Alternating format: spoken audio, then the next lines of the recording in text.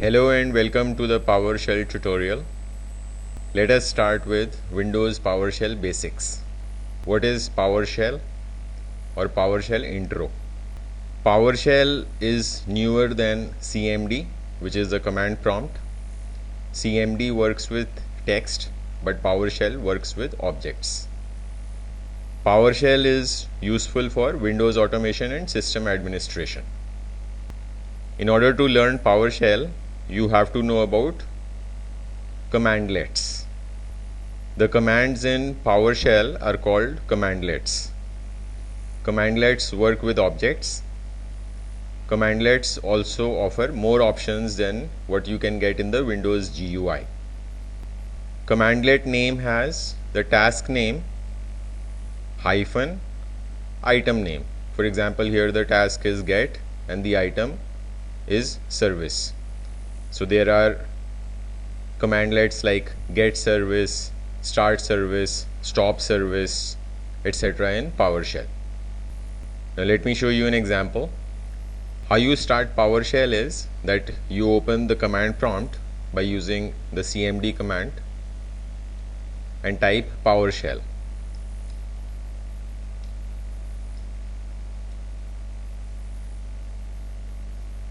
You should get the PowerShell prompt.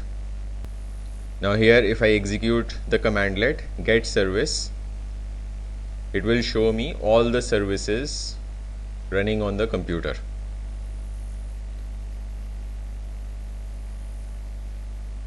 Now this is a very long list and we can scroll through it, or we can just pipe it and give it more, so it will show it page by page.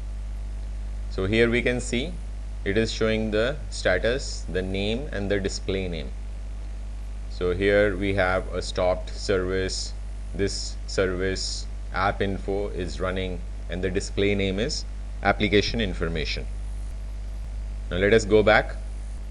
If you want to view help text for any commandlet, you can use the get -help commandlet for that. So here for example I've written get help and the name of the commandlet for which I need help is get service and -online. Here -online is a parameter to the commandlet. A parameter means additional information for the commandlet. Now let us go back to PowerShell. Now in PowerShell we can change the location, just as we have the cd command in command prompt, and the commandlet for that is set location. So I can give set location and I can specify which location I want. So I want to go to the training folder. Within training I have a PowerShell folder, and within that I have a files subfolder. Now here I can see the files using get child item, and it shows the columns for the files. What is the mode? So here the files are in archive mode, last write time, the length in bytes, and the name, etc. If we want to see the content of a particular file, we can use get content a.txt, which is the very first file in the list, and it shows. Now a commandlet can have alias, which means another name for the commandlet. Now get content commandlet has the alias type. So if I give type a.txt, it's going to show the same thing, and another alias is cat. Now if you want to find out that the alias points to which commandlet, there is a get alias command for that. Get alias type. So this tells us that type is an alias for the get content commandlet. So this is the original commandlet name. Now let us go back. Let us continue learning PowerShell for beginners in this PowerShell training. Objects. What are objects? Because PowerShell works with objects, it is important to know about objects. Objects are software representations of things. So for example, a file is an object. A file object has properties or features. For example, the file size, the file type, the file author, and last updated timestamp, etc. A file or an object has methods. Methods mean the actions on that object. For example, we can open a file, we can add text to the file, we can update a file, or we can delete a file. Also, an object can have event handlers. Event handlers mean what happens when an event happens. So for example, we can write code in on open. So on open will have the code for the event handler, which will be executed when the file is opened. Similarly, there can be event handlers like on close, on add, etc. Now let us go back to PowerShell. Let me clear the screen.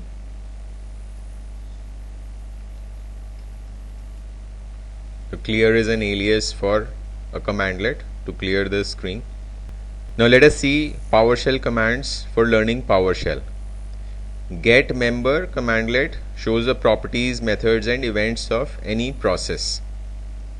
So for example, I can give get service, and I can give a parameter hyphen name and then give the value of that parameter. I want to see the details of the phone SVC, the phone service. Then pipe and then use the get member commandlet. Now this pipe character is very important. The pipe character creates a pipeline, meaning that the output of this commandlet is fed as the input to the next commandlet. So here we can see what is the name, the member type, and definition. So here we can see that name is an alias property, disposed is an event, close is a method, etc. We can see all the details of the phone SVC. Now in Microsoft PowerShell there is a pipeline object. To get all services and filter the status, for example, we want to see only the running services and we want to sort them by name. So we can use the pipeline and also use the pipeline object. So for instance, I can give get service commandlet will give all the services, then pipe, and then I can use where object commandlet, where object, and then give curly braces. This curly braces are for the script block. Now here I can put some code. So here if I put $_, $_ stands for the current pipeline object. So whatever service we are getting, that will come as input to where object, and it will take those objects one by one. So that object dot status property equal to is the logical operator, has to be equal to running.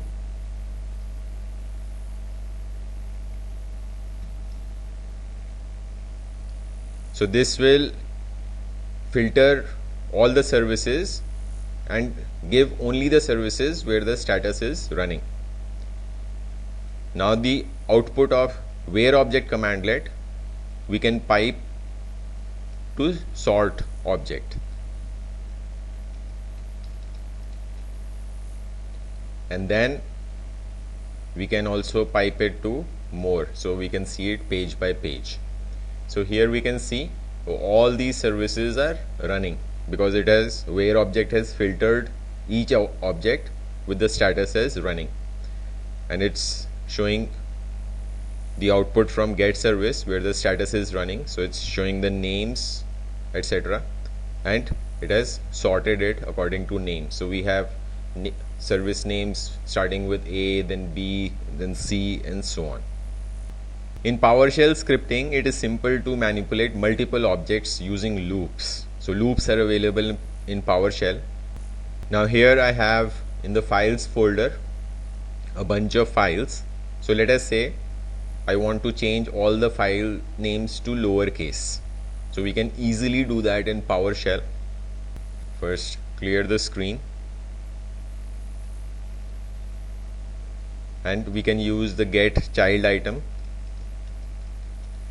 Get child item will get all the items, and we can pipe the output of get child item to another commandlet, which is a useful commandlet, for each object, and here give a script block. Now the script block is move item, and the parameter is path, and what we want to move is the current pipeline object $_, and then another parameter hyphen destination, and we want to move it to the same folder $_, and we want to give the name as full name dot to lower. Now what this will do is it will take each and every item in that folder and convert it to lowercase. Now here we can see that these are the files, and let me run this command now, and the command is run, and here we see all the names have been changed to lowercase. Get child item commandlet is very useful in PowerShell automation. We can apply it in multiple situations.